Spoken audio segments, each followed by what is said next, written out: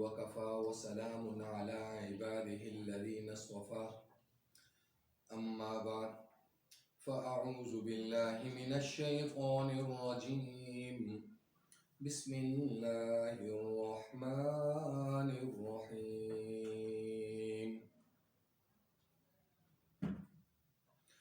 سبحان الذي أسرى بعبده ليلا من المسجد الحرام إلى المسجد الأقصى الذي باركنا حوله لنريه من آياتنا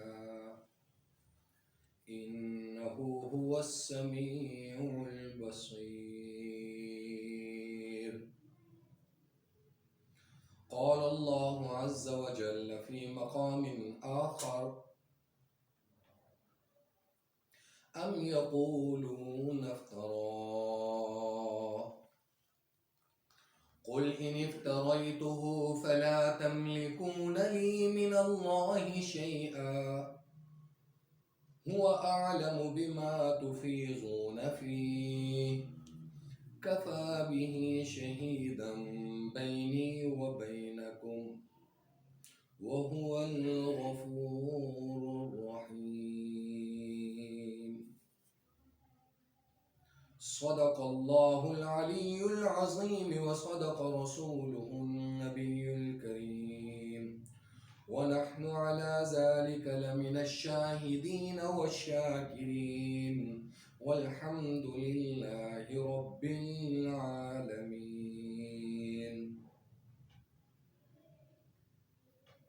معزز سامعین،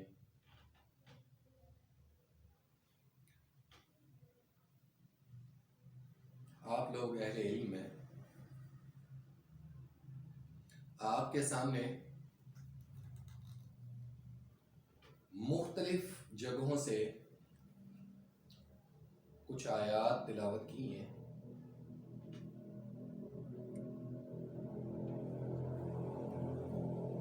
سورۃ الاسراء کی پہلی آیت اور سورۃ الاحقاف کی آیت آپ کے سامنے تلاوت کی ہے۔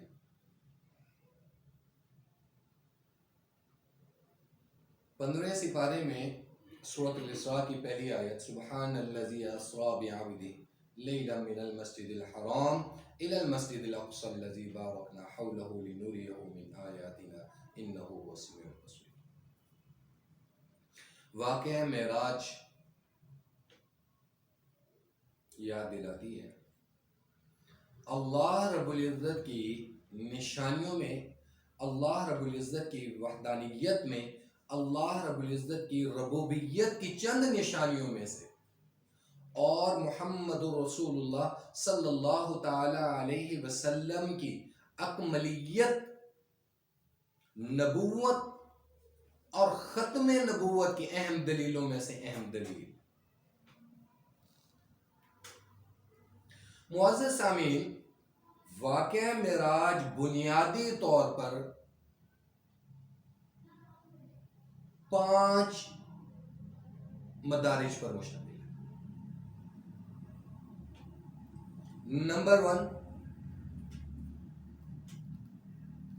قرآن کی آیت کے مطابق سبحان الذی اسریٰ بعبدہ، پہلا درجہ لیلا من المسجد الحرام الی المسجد الاقصی، رات کا وقت مسجد حرام سے مسجد اقصی تک کا سفر محمد رسول اللہ خاتم النبیین صلی اللہ تعالی علیہ وسلم نے براق پر طے کیا۔ مسجد اقصی سے لے کر پہلے آسمان تک کا سفر اللہ کے حبیب نے نور کی سیڑھیوں پر طے کیا۔ براق کا قدم صحیح بخاری، صحیح مسلم احادیث میں موجود ہے۔ رسول اللہ صلی اللہ تعالی علیہ وسلم نے فرمایا کہ ایک انسان کی حد نگاہ براق کا ایک قدم ہے۔ براق خچر سے تھوڑا سا بلند اور گھوڑے سے تھوڑا سا پست جانور جو جنت سے لایا گیا. پھر مسجد اقصی سے پہلے آسمان تک کا سفر نبی محتشم، نبی مکرم محمد الرسول اللہ صلی اللہ تعالی علیہ وسلم نے نور کی سیڑھیوں پہ طے کیا.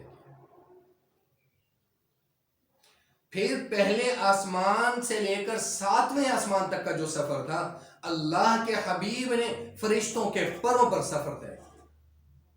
اور اس دوران میں تمام انبیاء، مثلا پہلے آسمان پر حضرت آدم علیہ السلام نے ویلکم کیا آپ کا،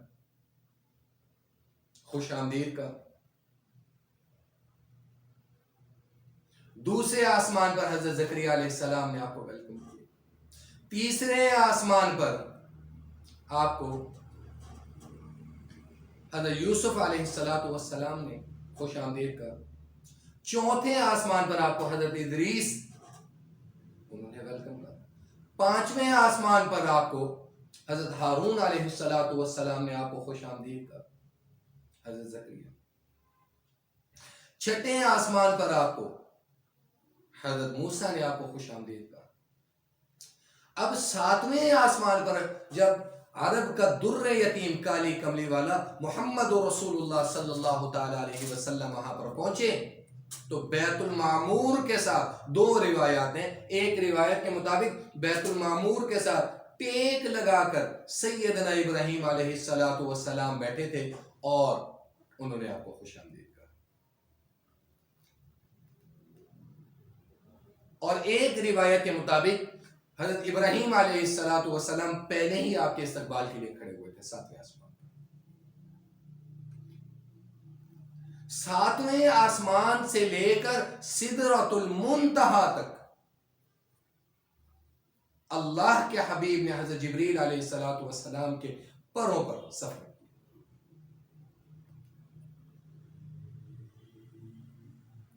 پھر سدرۃ المنتہا سے آگے عرش معلی تک کا جو سفر ہے اللہ نے اپنے نور کے ہمراہ اپنے حبیب کو سفر کروایا. اسی کے بارے میں کہا نا اقبال نے، تم کہاں اور موسیٰ کہاں، تم کہاں اور موسیٰ کہاں، وہ اور تھے آپ اور ہیں. یہ میرے نبی کا احترام ہے، یہ میرے نبی کا اکرام ہے، یہ میرے نبی کی عزت ہے، یہ میرے نبی کی فوقیت ہے. اللہ رب العزت کی ذات نے محمد رسول اللہ صلی اللہ تعالی علیہ وسلم کو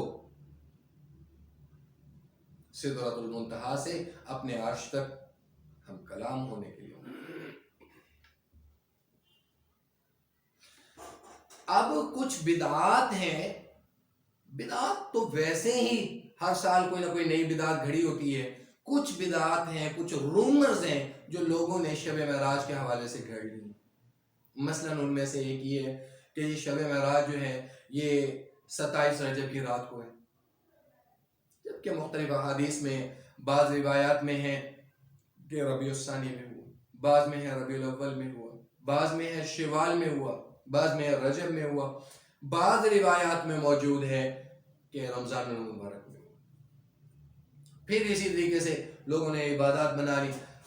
واقعہ معراج ہونے کے بعد آپ صلی اللہ تعالی علیہ وسلم نے ایک روایت کے مطابق تقریباً 18 سال کا عرصہ صحابہ میں موجود رہے، لیکن آپ صلی اللہ تعالی علیہ وسلم نے کوئی اسپیسیفائی نہیں کیا کہ بھائی اس دن روزہ رکھو، اس دن عبادت کرو، اس دن کی یہ نفلی عبادات ہیں، نہیں. اور پھر صحابہ رضوان اللہ تعالی علیہ مجمعین کی زندگی کو اٹھا کر دیکھ لیں، ایک معمول کے مطابق انہوں نے زندگی گزاری ہے، کچھ بدعات نہیں کی، کچھ شامل نہیں کی.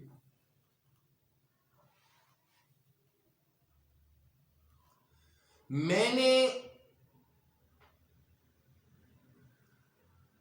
اپنے لیکچر میں شروع میں ایک بات کی ہے کہ واقعہ معراج ختم نبوت کی، میرے نبی کے آخری نبی ہونے کی اہم دلیلوں میں سے ایک اہم دلیل ہے.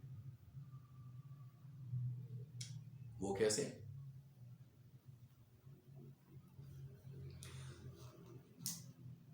تمام مکاتب فکر واقعہ معراج پر ایمان رکھتے ہیں،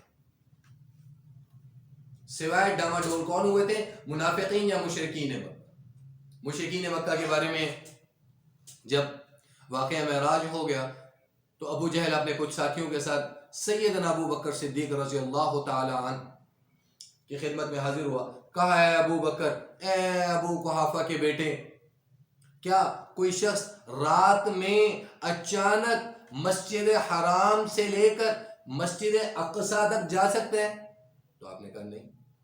پھر مسجد اقصی سے لے کر آسمانوں تک جا سکتے ہیں؟ کہا نہیں۔ کہا پھر پہلے آسمان سے لے کر 7ویں آسمان تک جا سکتا ہے؟ کہا نہیں۔ پھر 7ویں آسمان کی باتیں اور ارد گرد کی باتیں بتانا شروع کر دے، ممکن ہے؟ کہا نہیں۔ کہا یہی چیز تو ہم کہہ رہے ہیں، مگر تو جس پر ایمان لایا ہے، تو جس کا کلمہ پڑھ رہا ہے، وہ یہ واقعہ بتاتا پھر ہے کہ ایسا ہوا۔ تو سیدنا ابو بکر صدیق رضی اللہ تعالیٰ عنہ، اے ابو بکر تیری صداقت پہ قربان ہو جاؤں، تیری محبت، تیری رفاقت پہ قربان ہو جاؤں۔ کیا جواب دیا؟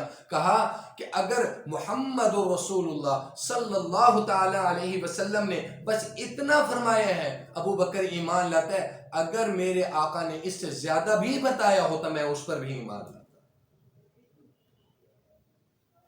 اسی واقعہ معراج کی تصدیق پر ہی سیدنا ابو بکر صدیق رضی اللہ تعالیٰ عنہ کو صدیق کے لقب سے میرے نبی نے نوازا۔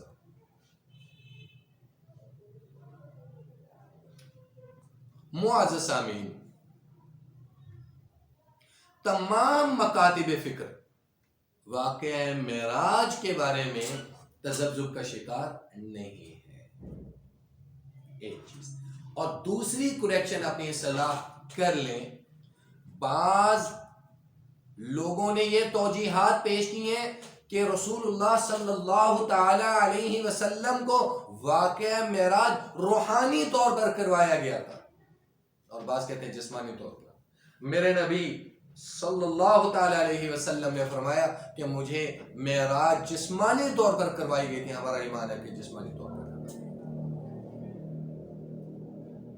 اب تمام مکاتب فکر کا ایمان ہے کہ آپ صلی اللہ تعالی علیہ وسلم جب مسجد اقصی میں پہنچ گئے تو تمام انبیاء نے آپ صلی اللہ تعالی علیہ وسلم کی امامت میں نماز ادا کی، جس کی وجہ سے آپ کو سید الانبیاء کہا جاتا ہے۔ میرا مختصر سا سوال ہے، یہ ختم نبوت کی دلیل کیسی دلیل ہے کہ کم و بیش 1.25 لاکھ رسول اور پیغمبر جو محمد رسول اللہ کی اقتداء میں نماز ادا کر رہا ہے، تو وہاں پر ملعون کذاب، جھوٹی نبوت کا دعویٰ کرنے والا اپنی ماں کے پیٹ میں اپنی ماں کا نطفہ، اپنی ماں کی ولایت اور ولادت کا منکر، اپنے باپ کے نطفے کا منکر کیسے کہہ سکتا ہے؟ جو یہ گمان کرتا ہے کہ ہاں بھائی میں حاملہ ہوا، مجھے حمل ٹھہرا اور اپنے حمل سے میں خود پیدا ہوا اور مجھے 10 ماہ کا حمل ٹھہرا۔ معزز سامعین، انسانوں میں تو کسی کو 10 مہینے کا حمل نہیں ٹھہرتا، اور بالخصوص کسی مرد کو تو ویسے ہی حمل نہیں ٹھہرتا۔ ہاں، جانوروں کی تحقیق کے مطابق گدھی کو 10 مہینے کا حمل ضرور ٹھہرتا۔ اب گدھی گدھا پیدا کرتی ہے، لیکن یہ واحد گدھا ہے جو اپنے حمل سے خود پیدا ہوا ہے۔ اور پیدا کب ہو رہا ہے؟ 13 فروری 1835 قادیان انڈیا کے شہر میں پیدا ہونے والا نبوت کا دعویٰ کرنے لگا۔ یہ میں نہیں کہہ رہا، ثبوت کے ساتھ کہہ رہا ہوں۔ روحانی خزائن صفحہ نمبر 19 جلد نمبر 50۔ جھوٹا مسیح، جھوٹا امام، ذہنی مریض، کذاب زمانہ، ملعون زمانہ، سور سے بھی بدتر۔ کیا کہتے ہیں؟ مجھے 10 ماہ کا حمل ہوا اور پھر میں اپنے آپ سے خود پیدا ہوا.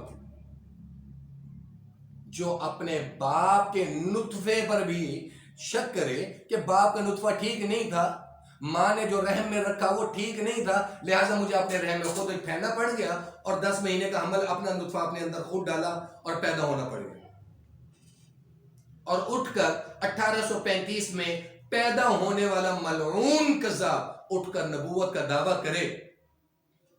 تو میرا ایک لاجیکلی آپ لوگوں سے سوال ہے، 1835 میں پیدا ہونے والا واقعہ معراج کی رات کہاں تھا، جس کا وجود ہی نہیں ہے، تو یہ نبوت کا کیسا دعوے دار ہے؟ تو واقعہ معراج ختم نبوت کی اہم دلیل ہے. معزز سامعین، انسان، قرآن کہتا ہے یا ایہا الناس انا خلقناکم من ذکر و انثی وجعلناکم شعوبا وقبائل لتعارفوا، کہ میں نے انسان کو جن و انس سے پیدا کیا. ایک مرد کو جنوں کو بھی پیدا کیا تو آپس میں میل اور فیمیل سے پیدا کیا. انا خلقناکم، ہم نے پیدا کیا، من ذکر و انثی، ایک نر اور مادی سے پیدا کیا آپ کو. وجعلناکم، اور بنایا تم نے، شعوبا وقبائل، قومیں بنائی، قبائل بنائے، لتعارفوا، اپنے تعارف کرا سکو.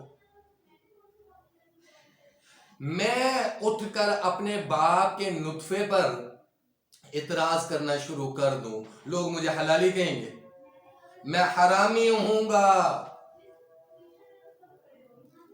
میں اپنے باپ کی ولایت پر، میں اپنے باپ کے نطفے پر، اپنے باپ کی ولدیت پر میں تو بڑے فخر سے کہہ سکتا ہوں کہ میرے والد نے رسالت کا پہرا دیا، میرے والد نے ختم نبوت کا پہرا دیا، میرے والد نے اہل بیت کا پہرا دیا، میرے والد نے امہات المؤمنین کے تقدس اور پاک دامنی کا پہرا دیا. مجھے تو فخر ہے کہ آج میں جو کچھ ہوں، میرے والد نے قال اللہ اور قال الرسول کا پہرا دیا. میرے والد، میں اسی کا خون ہوں، خون میں موجود ہوتا ہے، غیرت خون میں موجود ہوا کرتی ہے، حلالی پن خون میں موجود ہوا کرتا ہے. آج اسی خون کا اثر ہے کہ میں ختم نبوت، میں خود کتنا گناہگار ہوں، مبادہ اس سے کہ میں کتنا گناہگار ہوں، لیکن ختم نبوت کا پہرا دار ہوں، اس لیے کہ ختم نبوت کا پہرا میرے خون میں شامل ہے. بھلا وہ بھی انسان ہے جو اپنے والد کے نطفے پر اعتراض کرے، اپنی والدہ کے رحم پر اعتراض کرے، کہ جس ماں نے 9 ماہ پیٹ میں رکھا اور جس باپ کے نطفے سے تو پیدا ہوا. اولم یر الانسان انا خلقناہ من نطفۃ فاذا هو خصیم مبین. ہر انسان کو اللہ رب العزت کی ذات نے ایک نطفے سے پیدا کیا، اور وہ نطفہ اس کی پہچان بنا، قوم بنی، قبیلہ بنا، لتعارفوا، تاکہ آپ کا تعارف کر سکے. تو جو انسان اپنے والد کے نطفے پر اور ماں کے رحم پر شک کر رہا ہے اور بعد میں دعویٰ نبوت کا کرے، ان کے ماننے والوں پر بھی حیرانی ہے اور دعویٰ کرنے والے پر بھی حیرانی ہے. اول تو اس عنوان پر، اس سبق پر بات کرنا، شک کرنا، توجیہ اور توضیح پیش کرنا حماقت ہے. جو چیز غلط ہے غلط ہے، جو چیز ممکن نہیں ہے کذب ہے، اور کذب بھی ایسا کذب کہ جس پر اللہ کی کروڑوں لعنتیں، جس کو اللہ رب العزت کی ذات نے عبرت کا نشان بنا دیا. موت بھی دی تو عبرت والی دی. اس چیز کی تصدیق میں یا بحث مباحثے میں پڑھنا ہم مسلمان کی شایان نہیں ہے، ہماری شان نہیں ہے. کہاں راجہ بھوس، کہاں گنگو تیلی، یہ کہاوت ہے نا، کہاں یہ گند، کہاں یہ غلاظت، کہاں یہ لعنت، کہاں یہ کذب، کہاں یہ جھوٹا مسیح، کہاں یہ جھوٹا امام، کہاں یہ ذہنی مریض، اور کہاں محمد رسول اللہ صلی اللہ تعالی علیہ وسلم کے اعلیٰ اور ارفع.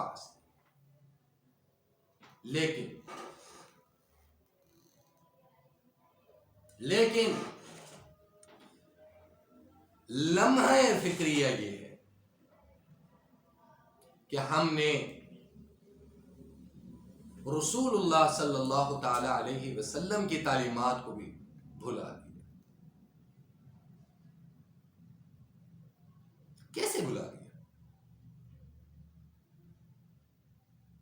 اللہ رب العزت کی ذات نے انسانوں کو مخاطب کر کے کہا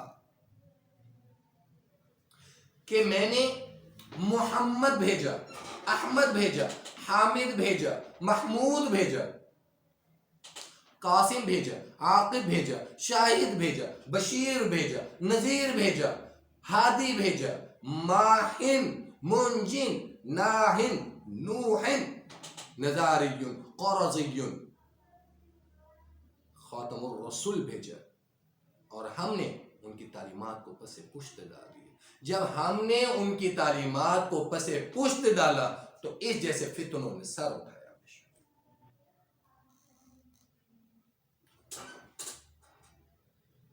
معزز سامعین،